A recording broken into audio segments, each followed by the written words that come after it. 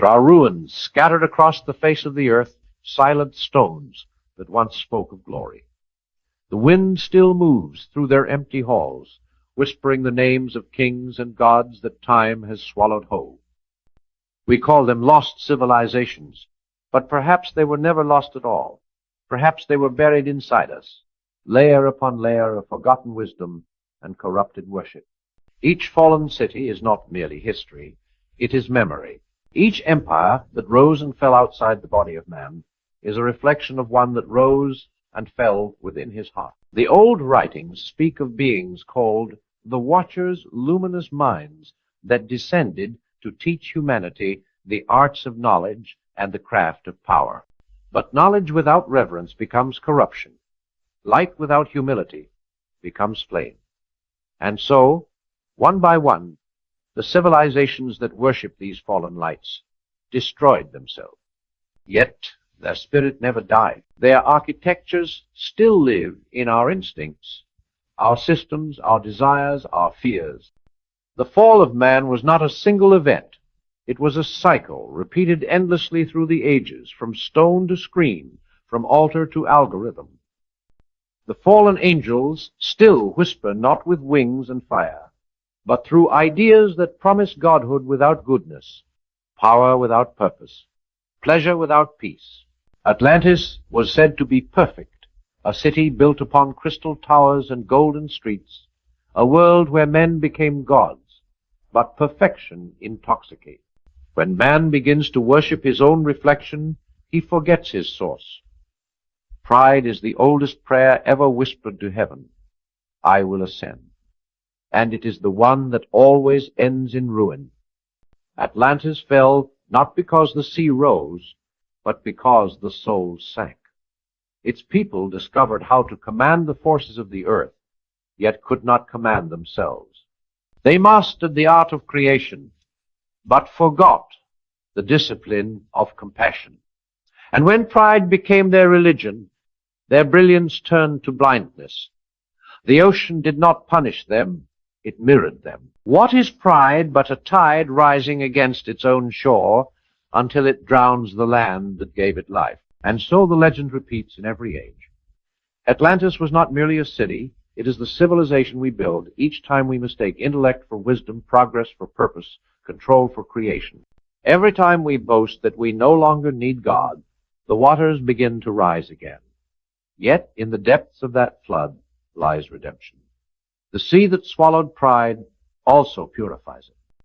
When the waves finally calm, the survivor emerges humbled, washed, reborn not a god, but a man who remembers that divinity cannot be owned, only reflected. Where Atlantis drowned in pride, Babel burned in ambition. Its people said, "We will build a tower that reaches the heavens." They did not mean it literally. They meant that their will would rise above divine law. They believed that unity of purpose could replace unity of spirit, that if all men agreed to become gods, heaven would have no choice but to open. But heaven does not open to those who demand. It opens to those who devote. Babel was a civilization that worshipped the fallen angel of control. It built systems upon systems, structures upon structures, all to reach a perfection that required no grace. And for a moment it worked, as every tyranny does, until language itself fractured, not because God cursed them, but because ego divides what love unites. When man no longer listens to the higher voice within, every voice becomes noise. Today we still live in Babel. Our towers are digital. Our languages are algorithms. We have unified the planet technologically while dividing it spiritually. The confusion of tongues is now a confusion of heart. We speak loudly, but no one understands. We build higher, but we feel smaller. We have conquered communication and lost communion. Babel was not destroyed, it was uploaded, and the only antidote is humility, to build again, not toward the sky, but toward one another. Sumer was the first garden of man, the cradle of civilization, where the divine and the human first danced. But even paradise can become prison when desire dethrones devotion. The Sumerians learned from the Watchers the art of cultivation, architecture, astrology, but with knowledge came temptation. They began to worship the gifts instead of the giver. Temples rose not to honor heaven, but to seduce it. They learned the secret of manifestation, but forgot the holiness of moderation. Desire is sacred when it seeks harmony, but destructive when it seeks ownership. The people of Sumer turned creation into currency, affection into transaction. Love became lust for control. Faith became formula. And when the heart becomes marketplace, angels flee. The fall of Sumer was not a single day. It was a slow dimming of the soul. The lights of its ziggurats faded one by one, not from war, but from weariness. For no civilization can endure when every citizen is a god unto himself. Yet, desire itself was never evil. It was the fire meant to guide, not consume. The redemption of Sumer lies in remembering that to want is human, but to worship what you want is to forget heaven. The cure for corrupted desire is not denial, it is direction. To aim the flame upward, not inward. To love creation through the Creator, not apart from Him. When desire becomes devotion again, the garden blooms once more. Egypt rose from the desert like a mirage of eternity. Its temples, carved from stone, seemed immortal, its gods countless and radiant. Yet beneath its grandeur was a secret hunger, a longing to master death itself. The pharaohs built monuments that pierced the sky, embalmed bodies to preserve the illusion of permanence. But death cannot be outsmarted. It can only be transcended. The fallen angel worshipped here was appearance, the illusion of control over time. Egypt worshipped symbols instead of substance. Hieroglyphs became idols, rituals replaced revelation. And though its pyramids still stand, their silence testifies to the emptiness of appearances. A civilization can be eternal in stone and extinct in spirit. We live in that Egypt still. Our modern pyramids are the skyscrapers of ego, our mummification, the obsession with youth, our gods, the brands and followers we wrap around ourselves to ward off the terror of mortality. But immortality is not in marble or memory. It is in meaning. What endures is not what we preserve, but what we give. The man who builds for himself dies twice. The one who builds for love lives forever. Rome was the glory of domination, the empire of conquest, the city that called itself eternal. Its armies marched, its laws ruled, its symbols inspired awe. But power always carries its own expiration. When authority becomes addiction, empire becomes empire's end. Rome worshipped the fallen angel of authority without empathy, the god of iron and spectacle. Its strength was unmatched, its virtue hollow. Bread and circuses replaced meaning and mercy. And while its architecture reached perfection, its heart decayed. Rome still rules in every system where control outweighs compassion, where law outpaces love, where victory matters more than virtue. But Rome can be redeemed not by conquest, but by conscience. True power does not subjugate. It serves. It lifts rather than crushes. The greatest ruler is the one who kneels first. When power bends to principle, empire becomes kingdom, and kingdom becomes peace. Lemuria, the lost continent said to have vanished beneath the Pacific, is the oldest myth, a memory before memory. It represents not what man built, but what man forgot. The fallen angel here is amnesia of the divine. It is the age when humanity knew the language of nature and lost it, when the heart could hear the stars and chose silence instead. Lemuria symbolizes the final stage of every civilization, forgetfulness of origin.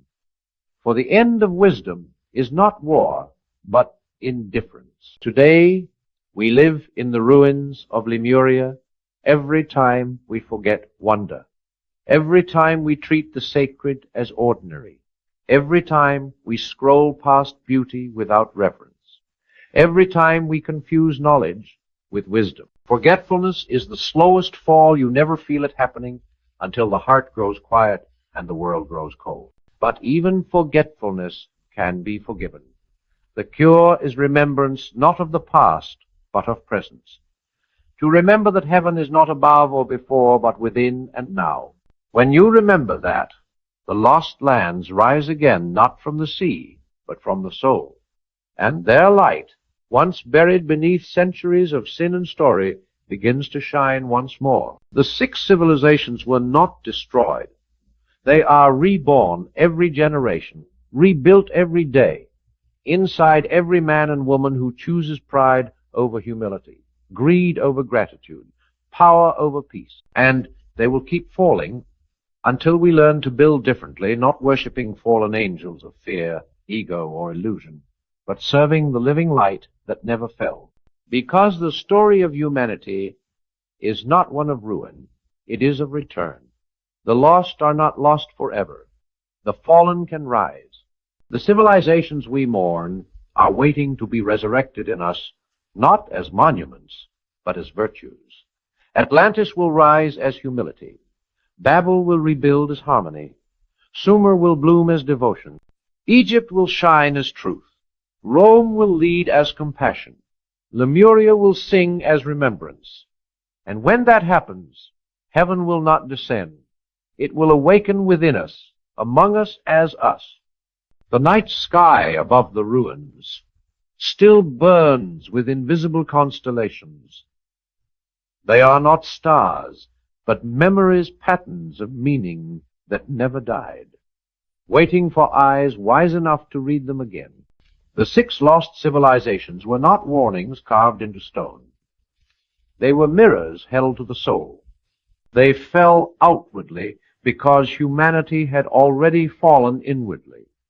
And the same spirits that toppled them now whisper through our towers of glass, our empires of data, our endless pursuit of power without presence. Every generation believes itself wiser than the last. But wisdom without reverence is a blade without a handle. We cut ourselves and call it progress. We light fires we cannot control and call it enlightenment. The fallen angels do not appear in flame. They appear as ideas too clever to question, too dazzling to doubt. Pride disguises itself as confidence, greed as ambition, vanity as art, and control as freedom. And the human soul, dazzled by its own reflection, forgets the light that gave it sight. But this is not a story of despair. It is the revelation that ruin is the only soil fertile enough for redemption. Every civilization, like every soul, must eventually kneel. When we do, the ground that once swallowed us becomes the foundation on which the divine can rebuild. The flood is not punishment, it is purification. The fire is not wrath, it is renewal. The fall is not final, it is the sound of heaven clearing space for resurrection. Look closely at the world today, and you will see the echoes. Atlantis has returned in our worship of intellect, Babel in our hunger for technological domination, Sumer in our markets and desires, Egypt in our obsession with image, Rome in our lust for control, Lemuria in our spiritual forgetfulness. The forms have changed, the spirits have not. The fallen angels have traded altars for algorithms, temples for timelines, but their message remains the same. You shall be as gods. And yet, hidden beneath this repetition of rebellion is a greater rhythm, the rhythm of return. Every time we fall, the divine descends further, not to punish, but to participate, to rebuild from within. The same fire that consumed Sodom now burns inside our conscience as conviction. The same flood that erased Atlantis now moves through us as compassion.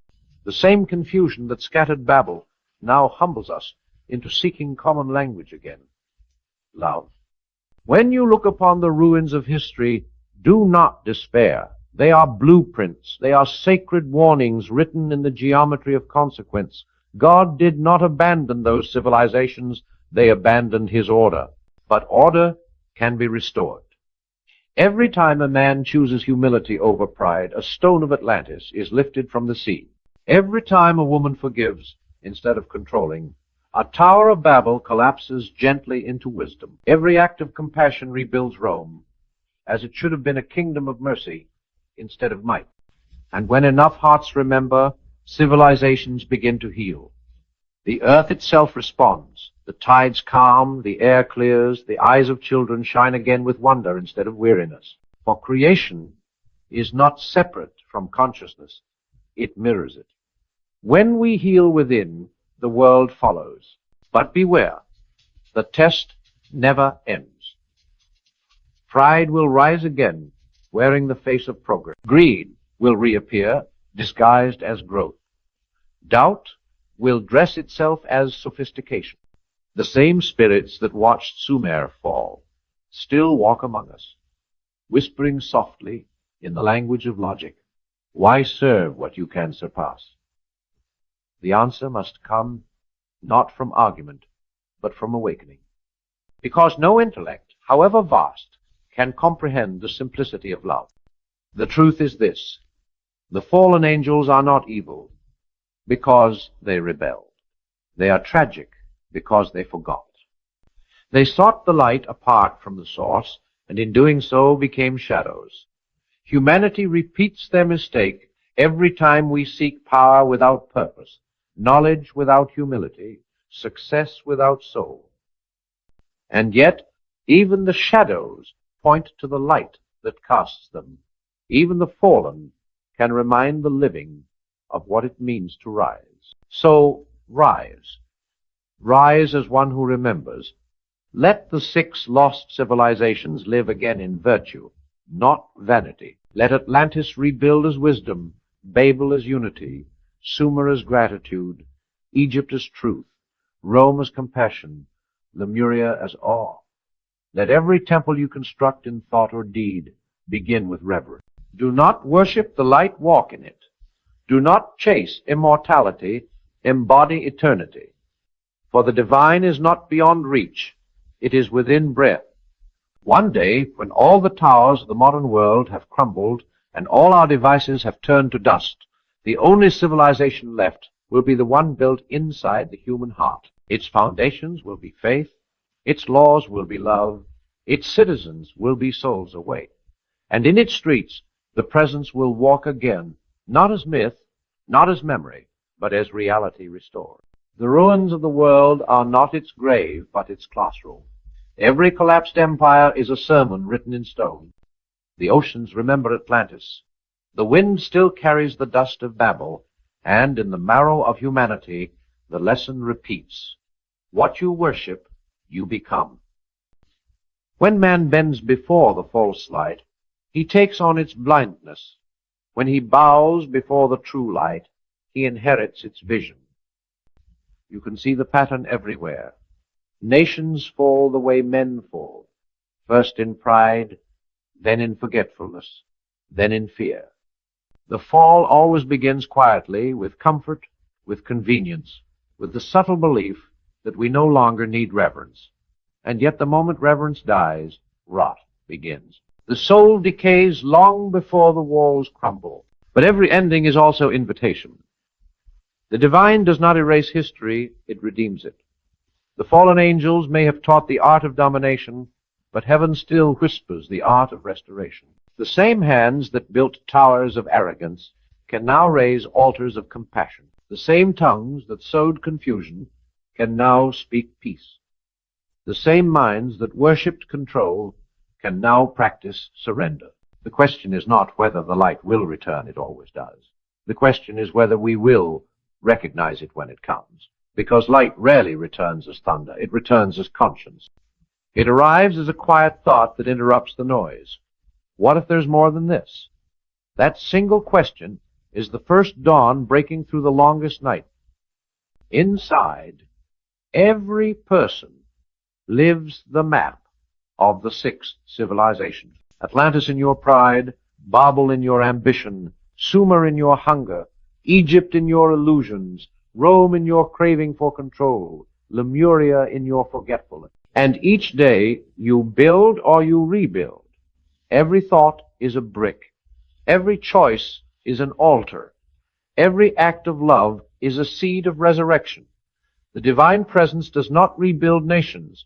First, it rebuilds hearts. When enough hearts align, the world follows. That is the real prophecy. Redemption spreads person by person, decision by decision. You need no crown to rule the inner kingdom, no empire to prove your power. Rule yourself, and you will have ruled the oldest empire of all. The mightiest conquest in history is a man mastering his own mind. The fallen angels taught men to worship fire.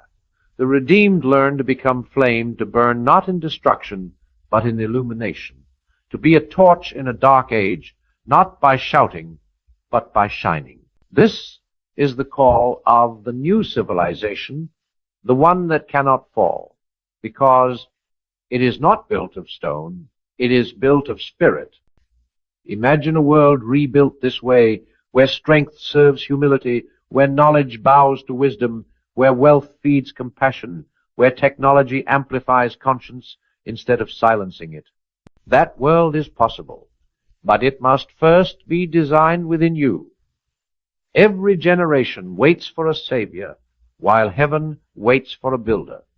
You are that builder. When you speak truth despite ridicule, you lay a foundation. When you forgive where vengeance was expected, you raise a wall of mercy. When you choose patience over pride, you set the dome of peace above your life. And the angels, those who never fell, stand and applaud. For creation itself recognizes a fellow creator. This is how the divine rewrites history, not with storms, but with souls. Not through punishment, but through presence. Every act of goodness resurrects something ancient and holy. The ocean calms a little. The air clears. The hearts of men begin to feel again. The lost civilizations rise, not from sand or sea, but from the spirit that remembers. And when enough of us remember, the line between heaven and earth will blur. The great separation will end. The phrase, fallen angels, will no longer mean rebellion. It will mean reconciliation. What was cast down will be lifted up, and what was lost will be found in the eyes of those who dared to rebuild. So rise now. Build quietly. Walk bravely. Speak gently. Love fiercely. The new world will not be announced. It will be lived. Every heart beat a hammer. Every breath a blueprint. And when your days are done, may your ruins sing like those of the ancients, but with one difference. Yours will not whisper warnings, they will whisper victory. Because the story of man was never meant to end in the fall. It was meant to end in flight. And the wings we were given were never for angels alone. They were for us. The night grows quiet before revelation. In that silence, humanity always stands at the same crossroad between memory and amnesia, between worship and wonder. The six civilizations have passed through time like echoes of the same lesson. Yet we, their descendants, still pretend not to hear. Every empire that forgets humility becomes Atlantis again. Every society that worships its own invention becomes Babel again. Every generation that trades reverence for convenience walks the roads of Sumer once more. History is not a line, it is a spiral, turning until the soul learns what pride keeps refusing to learn. You can feel the same story written across the modern skyline. Glass towers glint where marble once stood, but the light they reflect is the same fragile arrogance. We call our machines miracles, our wealth progress, our comfort purpose. Yet the hollowness deepens. We have conquered the mountain and lost the view. The fallen angels have only changed their dialect. They no longer whisper through prophets of war. They whisper through screams that tell us we are never enough unless we own, unless we win, unless we shine. Their worship is subtle now, a lifestyle instead of a ritual, a hunger instead of a hymn. But something ancient still stirs beneath the surface of our forgetfulness, the ache to remember. That ache is not weakness. It is the last ember of divinity burning beneath the dust. Every time you pause long enough to feel awe, you are rebuilding Lemuria. Every time you choose compassion over conquest, you redeem Rome. Every time you tell the truth when lying would be easier, you cleanse Egypt's illusion. The light has not abandoned us. It waits for participation. God does not rebuild with angels alone. He rebuilds with willing humans. So let the reconstruction begin with you. Let your mind become a temple, your speech an offering, your work a prayer. Do not wait for the world to change. Change is contagious. One heart lit with sincerity can illuminate a city of cynics. Every time you forgive, the cosmos brightens a little. Every time you act with integrity when no one is watching, heaven applauds. You are not small. You are the frontier where creation continues. The 6 fallen empires still speak, but so does the light. It says, rise. It says, remember. It says, you were never meant to bow to darkness. You were meant to turn it into dawn. And one day, when the last illusion collapses and the last tower falls, the world will not end, it will awaken. The ruins will sing, the oceans will return their secrets, the stars will remember our names. For the fall was never final. It was only the sound of the soul learning how to fly again. The light of dawn always looks most beautiful on ruins. When the first ray touches broken stone, even destruction begins to glow. That is the mystery of the divine. Nothing is ever truly lost. Every civilization that fell was not erased, but absorbed into the memory of creation, its mistakes transformed into metaphors, its echoes turned into wisdom. The world remembers not through history, but through soul. And when you awaken, you do not remember facts, you remember truth. The 6 lost civilizations were not 6 nations of men, they were 6 stages of forgetting. Atlantis was the pride that believed knowledge was salvation. Babel was the ambition that believed unity could replace humility. Sumer was the desire that mistook creation for possession. Egypt was the illusion that worshipped form over essence. Rome was the control that killed compassion. And Lemuria was the silence that forgot to listen. Each one fell because it built without reverence. And now, in the modern world, we have become, all 6 at once, the empire of ego that wears the mask of progress. We fly without faith, speak without listening, eat without gratitude, build without meaning. Our towers rise higher than Babel, our technology surpasses the dreams of Atlantis, but our souls have never felt smaller. We can communicate across the world in an instant, yet fail to understand the person sitting beside us. We can measure the movement of galaxies, yet remain strangers to our own hearts. The angels did not fall from heaven into flame. They fell through forgetting. And we follow them each time we forget that light without love is shadow. But there is another story, the one the ruins never tell. But the stars still remember. It is the story of the 7th civilization, the one yet to be built. It will not rise from oceans or deserts or ancient bloodlines. It will rise from awareness. It will not be made of stone or steel, but of souls that have learned to kneel without shame and rise without arrogance. It will be born in silence, grow in kindness, and reign in humility. It will not worship fallen angels or false gods or the idols of self. It will worship the light that lives within all. That civilization begins with a single decision. To remember that wealth without gratitude is poverty, that power without purpose is weakness, that freedom without faith is chaos. To remember that heaven is not a destination, but a direction, not a place you reach, but a presence you reveal. The human being is the bridge between the seen and the unseen, the material and the eternal. Every thought, every act, every heartbeat is a note in the music of creation. When that music is played with harmony, even the fallen rise to dance again. And yes, the darkness will still call your name. Pride will tempt you with its thrones. Greed will promise safety. Vanity will disguise itself as vision. Control will whisper that surrender is weakness. But you will know better, for you have seen what happens when the soul kneels to the wrong gods. You have walked the ruins. You have felt the silence that follows worship without wisdom. And now you know that no matter how many kingdoms you conquer, the only empire that endures is the one within, built not on ambition, but on alignment. Every day you are given a hammer and a choice. You can build a wall or a window, a tower or a temple, a monument to yourself or a sanctuary for the divine. What you build becomes your world. What you worship becomes your reflection. And when your reflection shines with love, even the fallen angels will bow not to you, but to the light you remembered.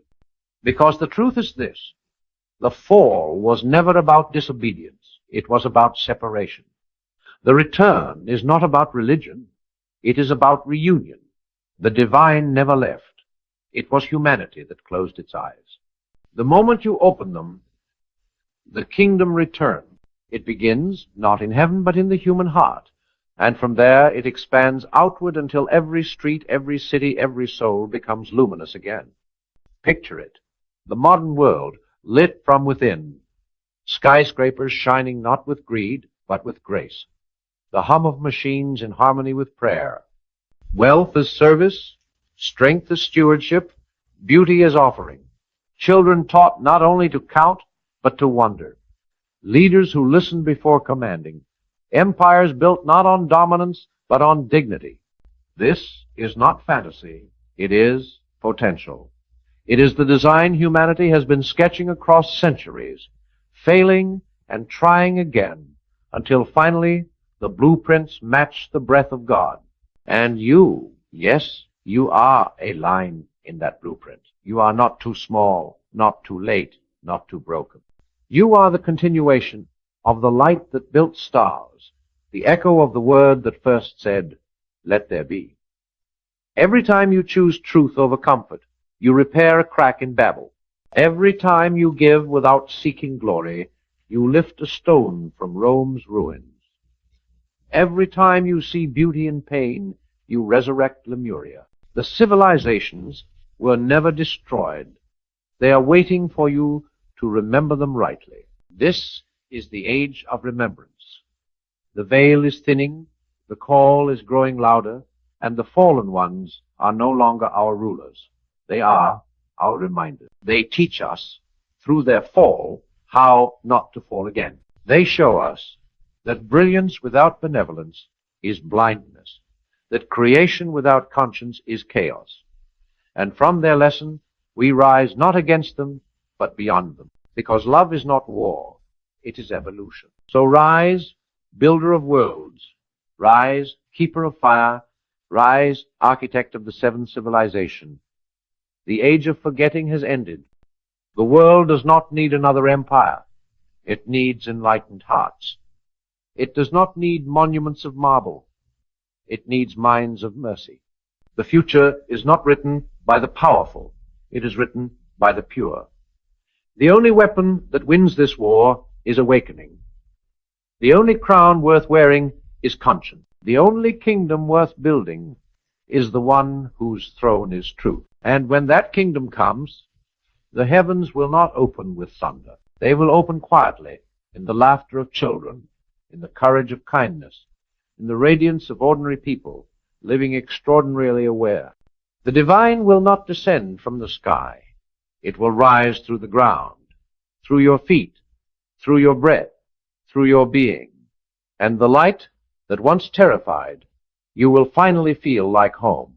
The 6 lost civilizations have spoken. They have shown what happens when power forgets purpose, when wisdom is traded for wealth, when faith becomes formula, when beauty becomes vanity, when truth becomes trend. Their echoes are carved into the bones of the earth, their lessons written in the language of consequence. But you are not destined to repeat them. You are the generation that remembers. You are the civilization that rises differently. The world will ask what you worship. Let your answer not be words, but life. Let your every breath say, I worship the light that never falls. Let your every step say, I walk in remembrance. Let your every act say, I am the bridge between heaven and earth. And when your days are done and your body returns to the soil, may the angels fallen and faithful alike look upon your legacy and say, this is what we were meant to be. For in you, the story ends not with ruin, but with resurrection. The civilizations are no longer lost. They live again, here now, in the heart that remembers. And then the silence breaks not with thunder, but with revelation. It is the sound of the heart remembering its origin, the sound of spirit returning home. The air itself feels different now, heavier with meaning, lighter with mercy, for in the end it was never the civilizations that were lost, it was memory. And now memory has returned. The fallen angels watch from the edges of eternity, not with rage, but with awe. They see the same species they once tempted rise higher than they ever dared. They see flesh become light, dust become consciousness, and humility become power. The human being, frail, flawed, fleeting, has done what even the immortal could not. Fall and still forgive, break and still believe, die and still love.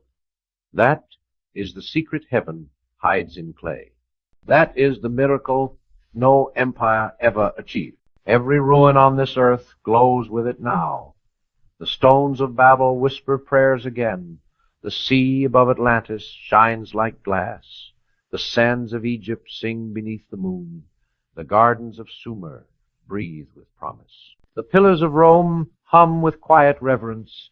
Even Lemuria, invisible, forgotten ripples beneath the waves of consciousness, its song rising like incense from the ocean floor. The old world bows to the new, not with envy, but with relief. The circle is complete. For the 7th civilization is not a place, it is a state of being. It is the world that begins when man ceases to worship himself and begins to mirror God. It is the society born when we remember that progress is not speed, but depth, not invention, but intention. The true evolution was never technological. It was moral, spiritual, divine. To build machines that think but hearts, that feel, that was always the real apocalypse, the unveiling, the great revealing. And now the veil is torn. Look at yourself, truly look. The architect of galaxies dwells behind your eyes. The breath that parted seas still fills your lungs. The love that carved mountains still beats within your chest. You are not a descendant of ruins, you are a rebuilder of heavens. You are the continuation of creation, not its conclusion. You were never meant to worship fallen light. You were meant to reignite it. So reignite it in your art, in your work, in your words, in your walk. Let every act become a prayer of remembrance. Build wealth that serves rather than enslaves. Build knowledge that enlightens rather than inflates. Build relationships that heal rather than drain. This is how the world is reborn. Not through force, but through flame, the quiet fire of awakened hearts. There will still be darkness. There must be. For without shadow, the light would have no contrast, no meaning. But you will walk through that shadow differently now, not afraid, but aflame. Every temptation becomes a teacher. Every trial becomes initiation. The fallen will still whisper, but you will recognize their voice and smile. You will know that every lie they speak is a reminder of the truth they once betrayed. You will answer not with argument, but with embodiment. Light does not debate darkness. It simply shines until shadow surrenders. This is what it means to be reborn, not to escape the world, but to redeem it, not to transcend humanity, but to sanctify it. For God did not choose angels to reveal his mercy. He chose man. Because only man can fall and still rise. Only man can wound and still forgive. Only man can know death and still choose love. That is the glory of the species. That is why heaven waits for your awakening with reverence, not pity. The seventh civilization begins when a single soul dares to believe that holiness is practical, that kindness is power, that love is law, that heaven is not a far-off city, but the architecture of awareness. The walls of that kingdom are discipline. The gates are gratitude. The streets are service. The throne is truth. And its ruler, its eternal ruler, is peace. You are not building it. You are remembering it. When the final veil lifts, the world will not explode. It will exhale. The trees will breathe again. The rivers will remember their reflection. The stars will lean closer, whispering, "Welcome home." And the angels, even the fallen, will kneel, not because they are defeated, but because they are forgiven. For in your redemption lies theirs. The moment man remembers his light, even darkness rejoices. So, let the sermon end not with a period, but with a pulse. The pulse that beats in your chest right now, steady and sacred, reminding you that eternity is already here. The fall is over. The rebuilding has begun. You are both ruin and resurrection, both dust and divinity, both memory and miracle. You are the living civilization, the one no flood can drown, no empire can erase, no darkness can destroy. You are the light that fell and rose again, and as long as that light burns, the universe will never know another night.